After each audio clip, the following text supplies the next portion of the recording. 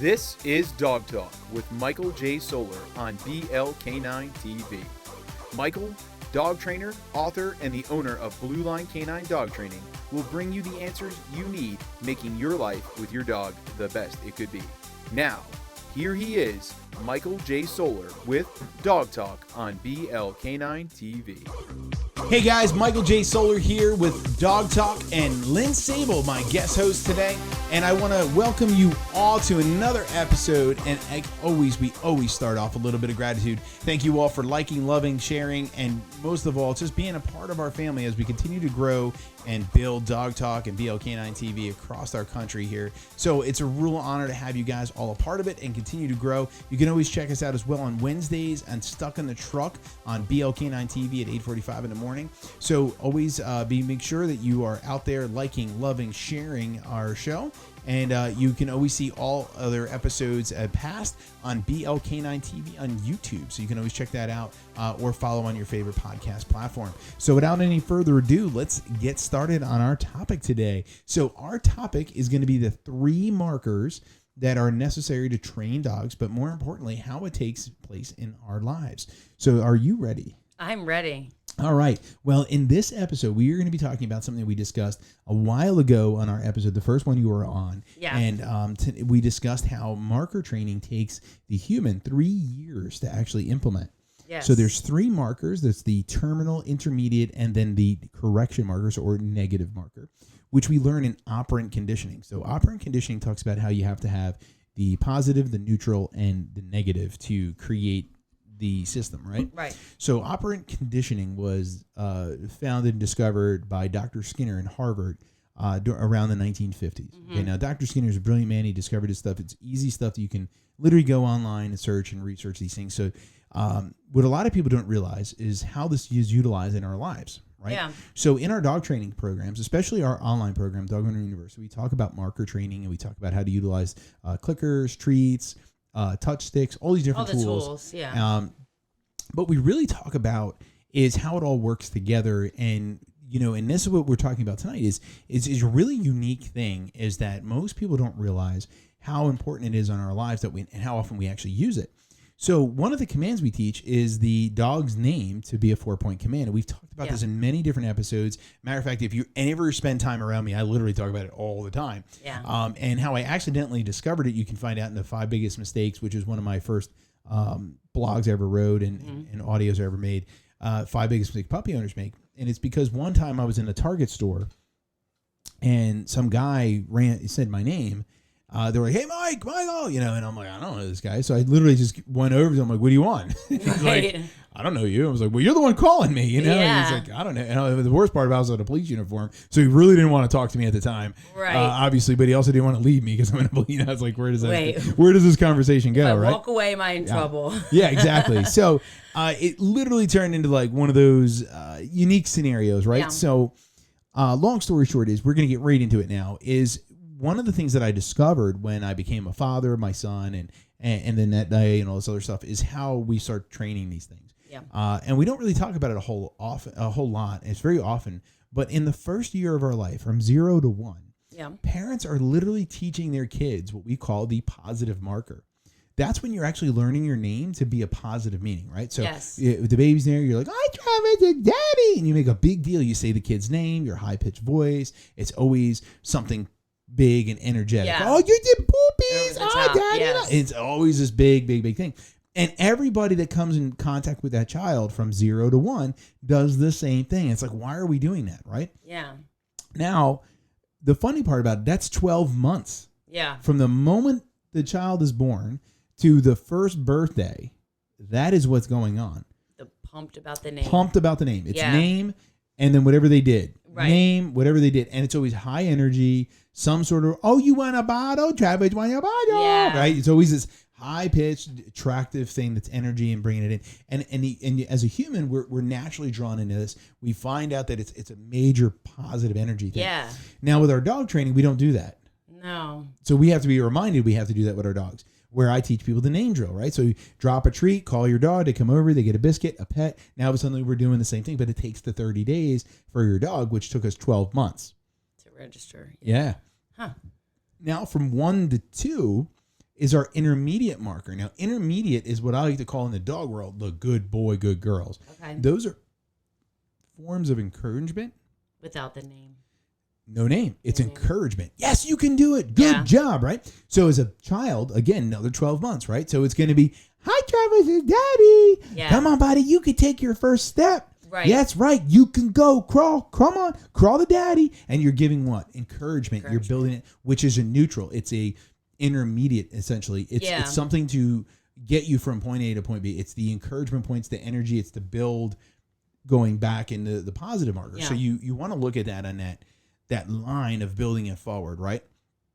Now, suddenly, as a human, we go into what we call the terrible twos, which is 2 to 3. Now, everybody knows the phrase terrible twos. Now, the irony of that is that there's no real such thing as terrible twos. Okay. It's actually just the timeline where we have to teach the human the negative marker. And that's where a lot of parents introduce their middle name. Okay, so we're throwing them off their game completely. So now as humans, remember, you have to have the 3 things that we learn in operant conditioning is you have to have your positive, your neutral, and your negative. So for the first year, you taught positive. For the second year, you taught neutral. And the third year, you're teaching negative. So now we're teaching 1, 2, and 3. And that means you now have to, because in order to keep a positive, you have to learn negative, right? Yes. So in order to know that, you have to create the harmony. So in order to actually have a proper neutral, you have to have balance. It has to have the other two. The other two. That makes sense. So now we think about that. Now we go into dog training, right? No matter what training program you always talk to, they're always like, okay, good boy, give a treat, blah, blah, blah, do this kind of stuff. When the truth be told is what you really want to do is just focus on the positive marker. Yeah. Right? Because here's the thing is, what I've learned as a human is if you call me out and you correct me, it's game on, bitch. Like we are not going to have a fun time at that point in time. It's going to be either you're cut out of my life. Like nobody wants to be corrected. Nobody wants to be embarrassed. Nobody wants to be told no. Like have you ever had that friend that constantly calls you and then you're like, hey, do you want to hang out? You're like, no. You want to do this? No. And then what happens after a couple of weeks? They stop calling. Yeah, I think I'm the friend that always says no. Right. So now you're like, I stopped getting invited to things a long time ago. And then suddenly you're like, hey, honey, have you ever noticed that we didn't get invited to any parties? Right. Yeah, it's because you always told them no. Right. Yeah, but I just like being invited. Yeah, exactly. Everybody wants to be invited, but nobody wants to go. But the thing is that you can't be invited unless you sometimes throw a yes in there. And go because, in, it's like bingo, right? Like bingo, oh, yeah. If you didn't win at least one, you ain't going back. No. Well, your dog is the same way, right? So if we're going to spend a time with our dogs, the first 30 days with your dog should be nothing but high energy, high drive, nothing but love, nothing but attention. And it's constantly should be name a dog, drop a treat next to you. Name a dog, drop a treat next to you. Mike, why am I dropping a treat next to me? Great question. The reason why is because we don't want the dog to look at you as a direct food source, meaning a bribe system. Your bribe system is you. It's the petting, it's your attention, it's your energy. It's not the food. If you always are constantly using food, then your dog's going to look at your hand gestures and not you. True. So now all of a sudden your dog's looking at, is your hand this way? Is it this way? Is it this way? And or do you have your treat pouch? Do you have something? They're smelling with you. They're going to try to outthink you. They're going to try to outsmart you. So they can get it. Yeah, and that goes into a whole nother thing. So the dog is, you got to remember, your dog has 24 hours a day to study you. Yeah, true. Right? So if the dog is studying you literally for 24 hours a day, then you turn around and you're like, all right, I got like 10 minutes to train this dog. Well, you're giving like 10 minutes of your 24 hours to the dog, where the dog has literally been watching you for 24 hours. They know if you did or did not go to the treat closet. They know if you did or did not pick out the treats. They know because they only hear the jiggle of those bags when you're getting them. Yeah. So if you are thinking about that logically, you always want to make sure you are jiggling the bag when you're not giving them treats. You want to give them treats without them realizing there's other connections. And it's where I talk about being consistently inconsistent to create consistency, which, again, whole nother subject because we're really focusing on But if we're dropping a treat every time... It's the first 30 days. So only for the first 30 days, drop the treat. Yeah. So now all of a sudden... that's going to connect them to... So what happens is we created a muscle memory. Yes. Right? Which is classical conditioning, that every time I come back to mom, I get a treat and a pet. Okay, so what you're really teaching them is coming to mom. Without saying the word... anything without saying come. That's right. Yeah. So now I taught muscle memory. Just saying the name. That if I say your name, you're coming. You stop what I do, stop what you're doing, and you come back to mom. True. Which means if you're doing something bad, you're going to stop what you're doing and come to mom. If you are, I don't know, chasing butterflies, you're going to refocus on mom and then go back to her. Yeah. So that means I'm teaching direction, correction, recall, and focus all simultaneous with this drill for 30 days. With your name. Yeah. Yeah. So dog's name, drop treat, dog comes back, gets pet. Yeah. Dog's like, man, this is really good. Now all of a sudden the dog's really excited about this. Now all of a sudden what I do is I'll start using the treat every couple of times. Okay. So I'll fade the treat out, but I'm still giving the pet, still giving the high energy. And now the dog's muscle memory is kicking in. So now all of a sudden you say your dog's name after 90 days of doing this. Yeah. And your dog's like, I don't even know why I'm going back, but I'm going back.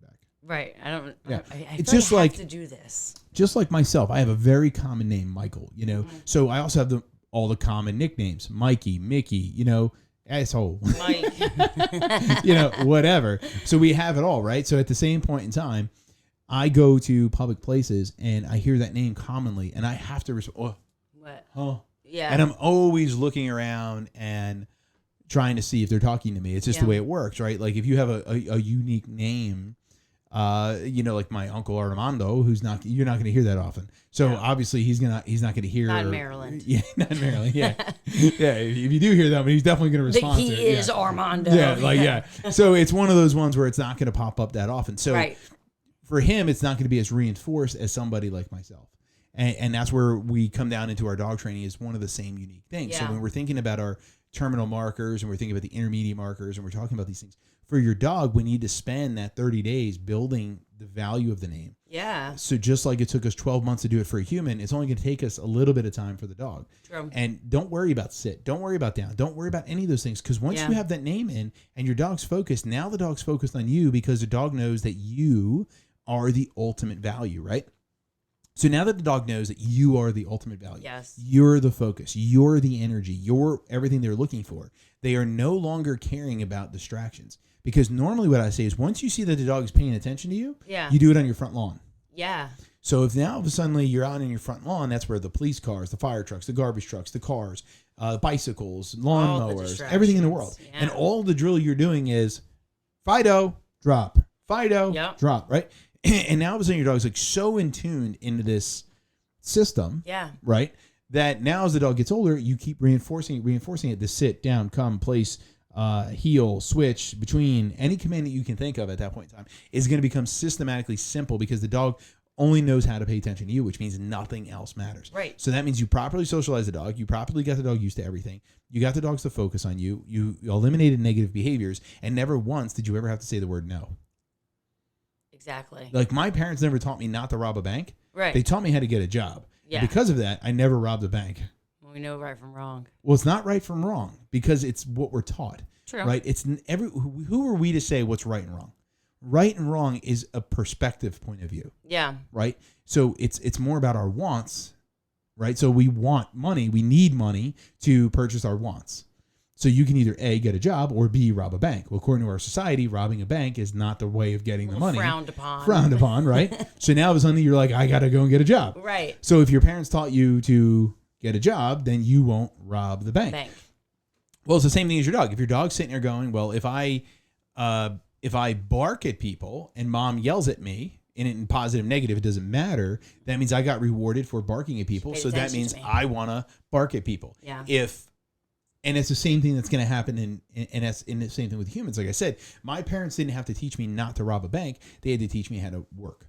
Right. Right. So they had to teach me how to sacrifice. They had to teach me how to talk to people, how to respect people, how to those things. Like that's why if you ever meet people from different places around the U.S. alone, we have different accents. We have different perceptions of words. Yeah. Me being from Northern Jersey, what I take as, respectful and etiquette, and I go down south and they're like, just, oh my God, that's too much. You just talk to his wife like that. Yeah, like your high speed, your high, like for myself being from, Northern New Jersey, I come down here and then I get down south in Alabama, Florida, Georgia.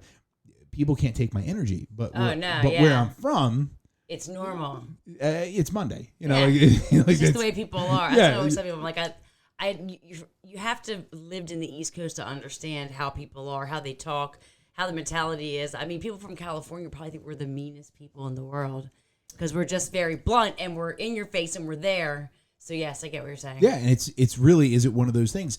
So it's the same thing with our dog is we have to start thinking about what we want them doing in the future, not what we want them doing now. Not right now. The work now, I'm going to hit everything tonight.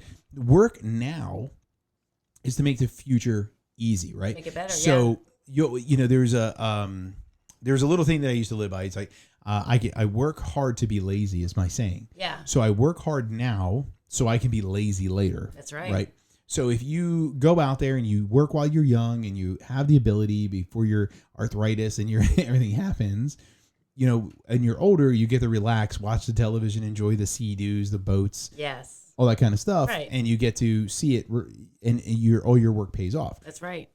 If you play young, you play broke, so you don't really get to enjoy any of those things because you're always in debt. Then over suddenly you get older, and now you're working to try to pay off the debts that you had when from you the were kid. younger, right? And now you're trying to plan for, the work is harder, and everything is 10 times worse because of those things, right? Yeah. So we have to think about that on that logical standpoint. So when it comes into dog training, it's the same boat. So remember, in the first 3 years of a human's life, we're teaching the positive, neutral, and negative markers. Yeah. So the first 30 days of your dog's life, focus on following that system of building that positive marker. If you're negative the whole time, it's... Yeah, and everybody's always wanting to correct their dog. Like, plan for it. Like, listen, set a timer for 45 minutes. You bring that puppy home, 45 minutes goes off, it's got to go outside. Yeah. Don't give it water if you're going to work. Don't do certain things. Bed. Set your dog up for success. But let the dog be a dog. I mean, I think that's the biggest problem when people first get the dog is they don't.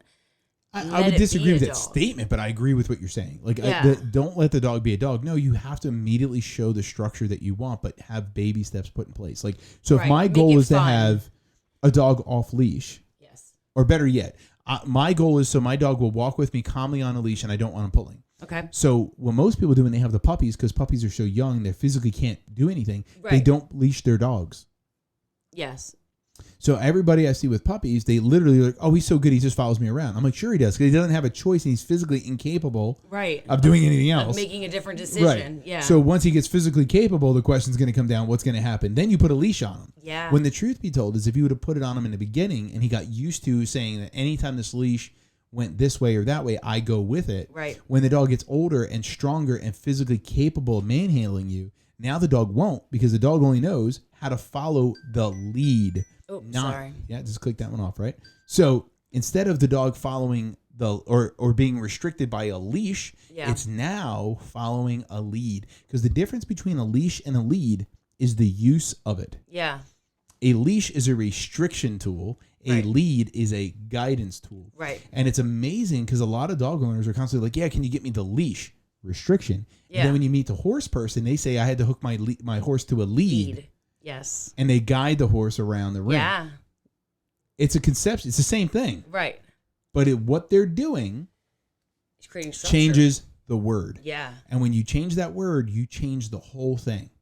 Absolutely. Right. So I had this analogy the other day when I was interviewed for Hartford Style. Right. Okay. And so she had asked me, like, you know, where's my brain with certain things? And we were talking. It's a loaded question. Yeah. Good luck with understanding that one. You got a couple hours? Oh, yeah. Yeah. So I told her that, you know, you always want to focus in on the positive stuff and not the negative stuff. It's the biggest and most important thing to me when you're going into it. And I said the easiest way to understand human analogy is people with kids, like teenage kids, are in like really like hardcore into video games. Yeah.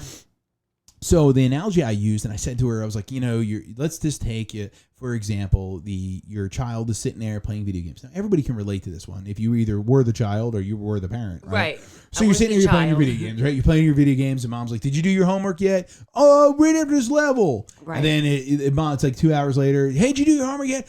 After this life, right? Now it's like 9:30 at night, and mom comes up, did you do your homework? No, not yet. I'm almost done. And then she rips it pulls the plug out of the wall. And you're like, I wish you were dead. I hate you. You ruined my life. Blah, blah, blah, right? You embarrassed me with all my friends on, and all this other kind of stuff, right? Right. Now, all of a sudden, I'm going to give you the same exact scenario, right? I want you to picture this. It's about the video game, but mom took the plug out while you were at school.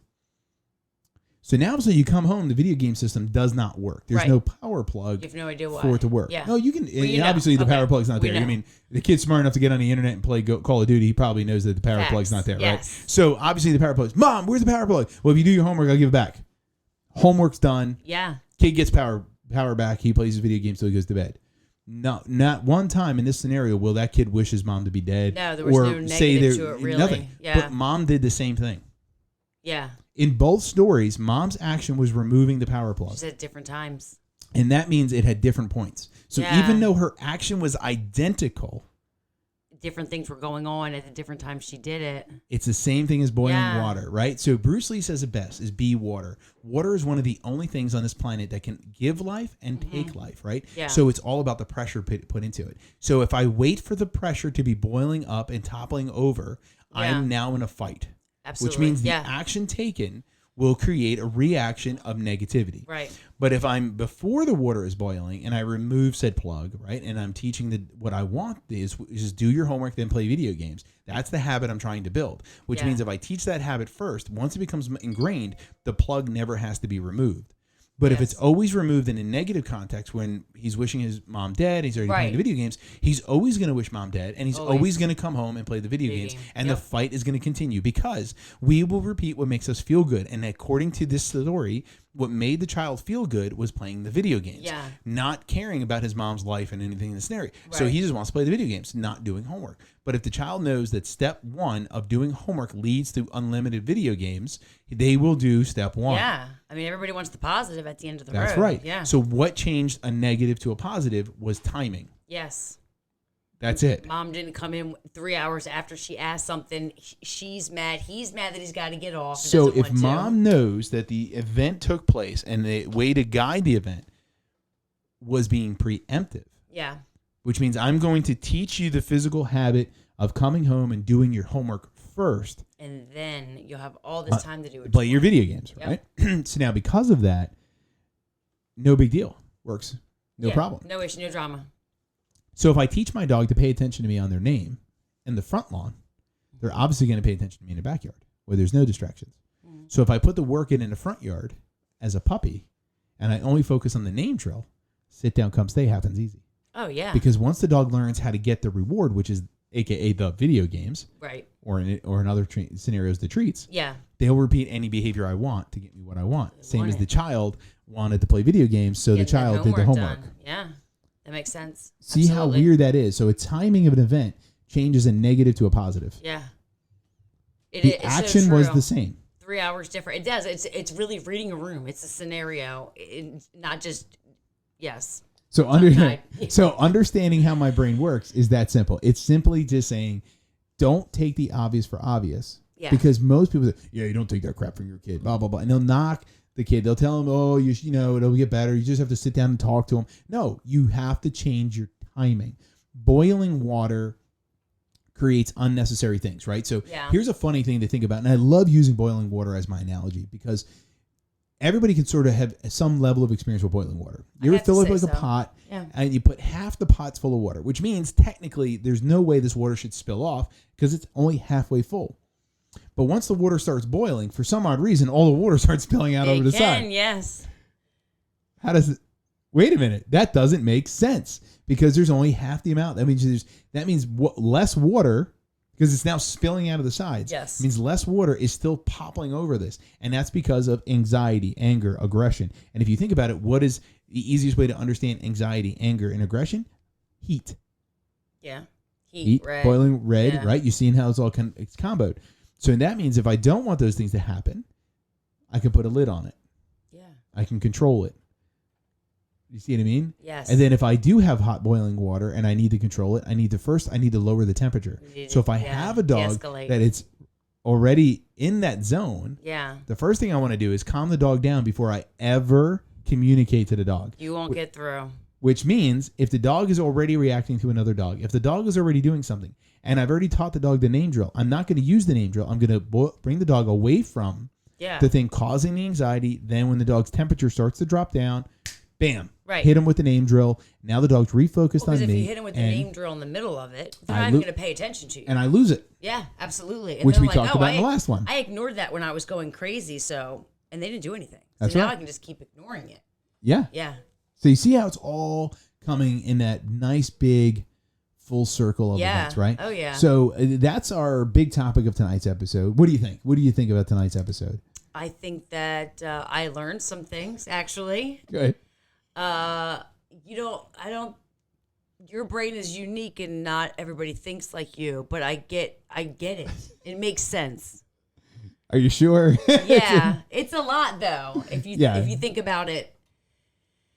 Yeah. Just it's a lot to take in when you look at it from the human to the dog aspect side and kind of using that example and how it works in both ways. So yes, absolutely. It's a lot to like stew over, if you will. Yeah, they always say you shouldn't humanize the dogs. But the truth be told is if you're not understanding it, you need to humanize that understanding. There's got to be a compassion there and empathy. Yeah. I mean, you want to connect it. Yeah, right? I mean, your dog's not a human, but yeah. Yeah, I think the reason why for me in particular, I think what draws people to my brain or the way things I see it is it's not necessarily that I'm dumbing it down. I'm using analogies, right? That's why I think you're really starting to put it together is because the analogies make you go, yeah, it makes sense, because you can click it, you can see it, right? You can understand even if you don't have kids or something like that. We all sort of know. We've all watched a movie that has it. We've seen our nephews, our cousins, us, like, you know what I mean? Like, you know, maybe we were that kid that was flipping out with a video game. Like, we can definitely all relate to those things. Now with our dogs, it's the same exact thing because just like children, right? Just like the thing is, children actually have time to study us, right? Yes. And in Clever Hans, we learned how the horse was studying the horse was Clever Hans. He was studying the people asking him questions. That's how he was able to tell the math and answer the questions because he wasn't paying attention to actual question. He was paying attention to the person asking it and figuring out their poker tells, right? So your dog has 24 hours a day to study you. Yes. And so do your kids. Your kids study your habits every day. They see where you're busy. They see where you're not, right? So that means they're able to do those things. Well, your dog's no different. Your dog sees when you come home. They know the routines. They know when you get dressed. They know when you're wearing your pajamas. You know, to you, like how weird is it? Like if you're ever like, oh, I'm just going to wear my pajamas to the store.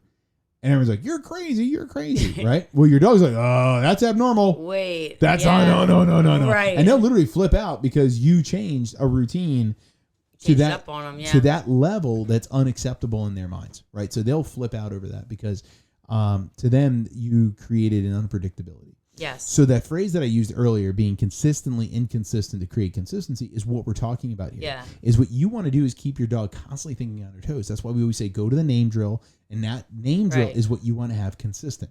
What you don't want to be consistent is what time of day, that walk you're on, and where you practice it. Yeah. So that if that is always inconsistent, but the action and reward is always consistent, now you are consistently inconsistent. Yes. Which will teach the dog how to be consistent. Yeah. With their behavior.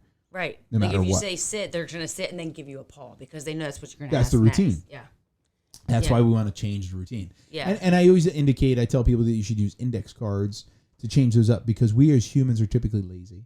That's where I got the index card thing from. Yeah, you write it on an index card, then you shuffle it up. So that means every time you pick out an index card, that's the order of your training. So now all of a sudden you're like, okay, why am I doing it? Well, I'm doing it because I don't want the dog to create a dance routine. Yeah. Right. So if you know anybody that's like a professional dancer, they literally dance to the steps 1, 2, 3, 1, 2, right? Yes. And then if you take them to the club, they're like, I don't know what they do.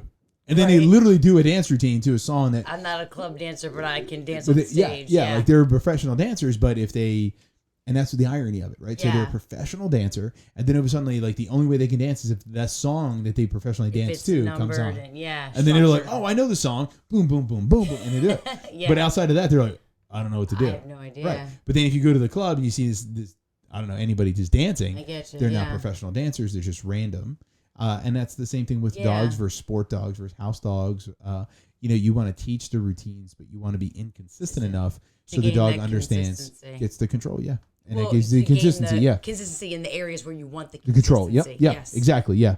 We're saying different words, meaning same thing. Yes. Yeah. So we're both being inconsistent here. So that pretty much sums up our episode together. Yeah. So what do you think? Is this number 2 for you? Feeling a little better? Yeah, I feel good actually. Yeah. I think now you're probably thinking I should become a hardcore professional podcaster. Yeah, Yeah, just do it up, right? So you're starting to feel a little bit more comfortable. I like being the co-host. The co-host. Yes. Okay, cool. The co-host seat is a good one for me. That's awesome. Well, we'll definitely have you back a few more times. What do you think? And see how you just keep molding into the dog talk with us. So it's cool. So guys, just to let you know, we're going to be looking into some really fun guests in the future. So make sure you stay tuned, share with your friends, and also give us a thumbs up and subscribe to our YouTube channel at BLK9 TV. You can check us out as well tomorrow at 8:45 on Stuck in the Truck, and you can always watch any episodes that have over on our YouTube channel at BLK9 TV. You can also listen while you're on your way to work on your favorite podcast platform. So we'll see you guys next week if we don't see you tomorrow. Enjoy. All right, bye.